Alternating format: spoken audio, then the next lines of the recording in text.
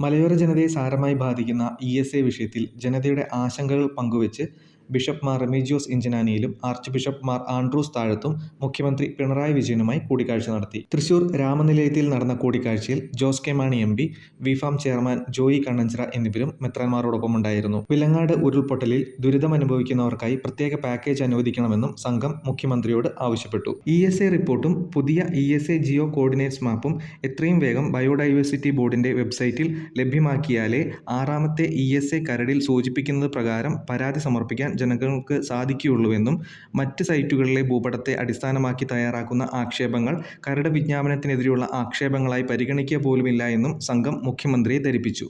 ആറാമത്തെ കരട് വിജ്ഞാപനത്തിൽ മാത്രം പ്രതിപാദിക്കുന്ന ഇ.എസ്.ഐയുടെ കഡസ്ട്രൽ മാപ്പും ബയോഡൈവേഴ്സിറ്റി ബോർഡിന്റെ വെബ്സൈറ്റിൽ ലഭ്യമല്ല. ജിയോ കോർഡിനേറ്റ്സ് മാപ്പിനൊപ്പം കഡസ്ട്രൽ മാപ്പും സൈറ്റിൽ ലഭ്യമാക്കിയ ശേഷം പൊതുജനങ്ങൾക്ക് ആക്ഷേപം സമർപ്പിക്കാൻ 60 ദിവസത്തെ സമയം അനുവദിക്കണമെന്ന് കേരള സർക്കാർ കേന്ദ്രത്തോട് ആവശ്യപ്പെടണമെന്നും പ്രസ്തുത മാപ്പുകൾ പ്രസിദ്ധീകരിക്കുന്നതിന് ആവശ്യമായ നിയമ നടപടികൾ സ്വീകരിക്കണമെന്നും മെത്രാന്മാർ ആവശ്യപ്പെട്ടു. 2024 മാർച്ച് ഏപ്രിൽ മാസങ്ങളിൽ പഞ്ചായത്തുകൾ ഉൾപ്പെടെ ഭേദഗതി വരുത്തി നൽകിയ ഇ.എസ്.ഐ രേഖകൾ തീരുമാനമെടുക്കാനായി ജൂൺ മാസത്തിൽ സർക്കാരിന് സമർപ്പിച്ചിട്ടുണ്ടെന്ന് പരിസ്ഥിതി മന്ത്രാലയത്തിൽ നിന്ന് കത്ത് ലഭിച്ചിരുന്നു. എങ്കിലും ആറാമത്തെ കരട് വിജ്ഞാപനത്തിന് മുമ്പോ ഇതുവരെയോ അന്തിമ ഭൂപടം ഉൾപ്പെടുന്ന ഈ രേഖകൾ കേന്ദ്രത്തിന് സമർപ്പിച്ചിട്ടില്ല.